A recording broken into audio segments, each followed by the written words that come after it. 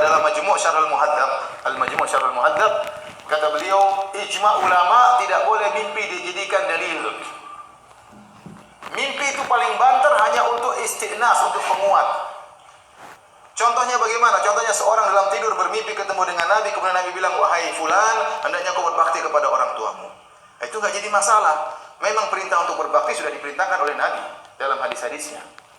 Contohnya seorang bermimpi, saya dengar seorang bermimpi, saya mimpi ketemu Nabi, Nabi bilang, kenapa kau tidak sholat tarawih? Ya enggak apa-apa, silakan sholat tarawih. Karena memang sholat tarawih sudah ada dalilnya. Tapi membuat hukum baru tidak mungkin karena agama sudah sempurna. Nabi telah berkata dalam Al-Quran, Allah berfirman, Al-yawma akmaltu lakum dinakum. Pada hari ini telah aku sempurnakan agama Islam bagi kalian. Nah, kalau ternyata bisa muncul syariat-syariat baru lewat mimpi, berarti agama Islam belum sempurna. Berarti ada ajaran yang tidak diketahui oleh Nabi dan para sahabat dan tidak diketahui oleh semua orang. Sekarang baru Anda tahu karena Nabi kasih tahu. Berarti baru sempurna sekarang dong. Kalau begitu caranya, agama tidak akan pernah sempurna. Sampai tunggu bid'ah yang terakhir muncul baru sempurna. Paham atau tidak? Ya.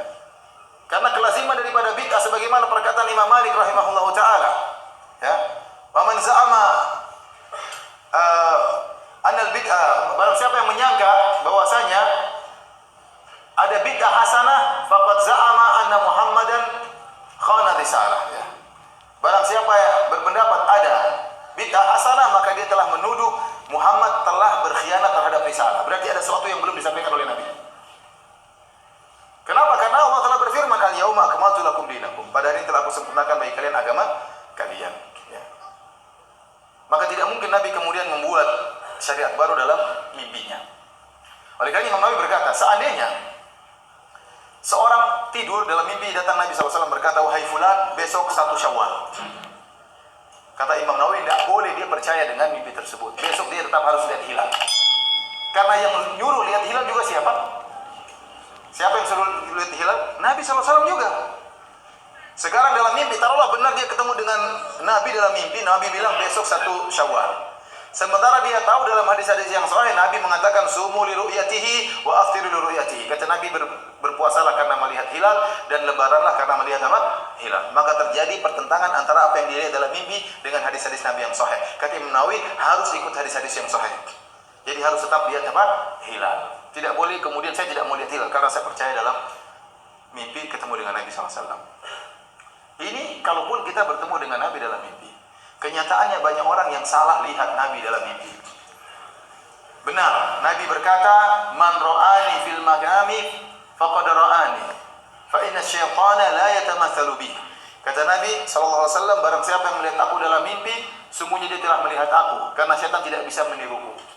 Setan tidak bisa meniru Nabi, tapi setan bisa ngaku-ngaku sebagai Nabi. Saya ulangi, setan tidak bisa meniru Nabi, tapi setan bisa ngaku-ngaku sebagai Nabi. Contoh, saya ketemu dengan teman saya waktu saya di Papua, dia cerita, Firanda, saya lihat Nabi. Bagaimana ceritanya? Hari pertama saya berkelahi dengan setan dalam mimpi. Terus hari kedua saya berkelahi dengan setan. Masya Allah, mukadimahnya bagus. Hari ketiga berkelahi dengan setan. Hari keempat saya bertemu dengan Nabi, dengan para sahabatnya. Oh, bagaimana ciri-ciri Nabi? Nabi wajahnya bersih, bercahaya. Ada jenggotnya enggak? Enggak ada. Itu bukan Nabi. Itu Nabi liberal ya. Salah. Ada orang juga pernah mengaku bertemu dengan Nabi. Nabi bersahaja, Nabi berwibawa. Gimana ciri-cirinya? Rambutnya putih, semuanya jenggotnya putih. Tidak benar. Nabi waktu meninggal tidak punya uban, tidak sampai 20 helai. Itu bukan Nabi SAW.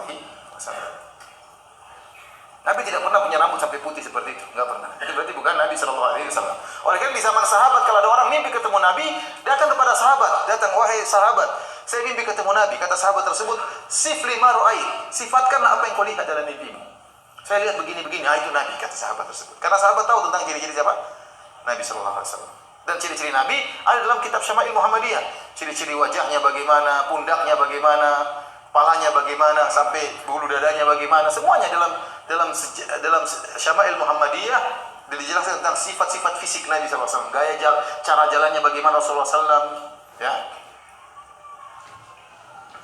Di antara hal yang aneh yang saya pernah dengar, ada yang pernah cerita, Ustaz, saya pernah mimpi ketemu dengan Nabi Ustaz. Sudah lama, tapi saya baru cerita sekarang Ustaz. Kenapa? Karena saya aneh lihat Nabi SAW. Gimana? Jadi saya ketemu dengan Nabi SAW, ada beberapa orang. Dan dia bilang saya Rasulullah Shallallahu Alaihi Wasallam. Tapi waktu saya lihat Nabi pakai songkok nasional, kemudian pakai sarung. Ya mungkin Nabi lagi pakai baju lain kan bisa saja. Tapi yang anehnya Nabi pegang rokok gudang garam. Ini benar ini, wallahi dia cerita sama saya. Saya tidak main-main ya.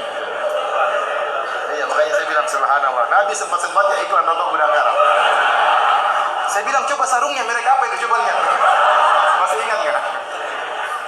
Sekarang baru saya yakin itu bukan Nabi. Jadi saya bilang memang setan tidak bisa niru Nabi, tapi setan bisa ngaku sebagai Nabi. Akhirnya banyak akidah rusak gara-gara ini.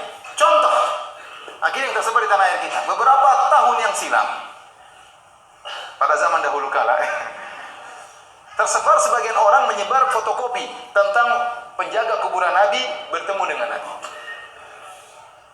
Dan Nabi mengatakan telah murtad dari umatku setiap tahun sekian. Barang siapa yang memfotokopi, membagi berita ini sekian dapat kemaslahatan sekian. Barang siapa yang tidak mengkopinya dapat celaka kualat sekian. Itu tidak. Orang-orang ketakutan dapat itu. Ini gara-gara mimpi. Sampai saya ketemu orang di pom bensin, sudah azan maghrib. Dia pagi-pagi ketakutan dia. Kita sholat, dia tidak sholat. Dia tidak sholat, dia tidak takut. Tapi kalau tidak bagi kertas itu dia ketakutan.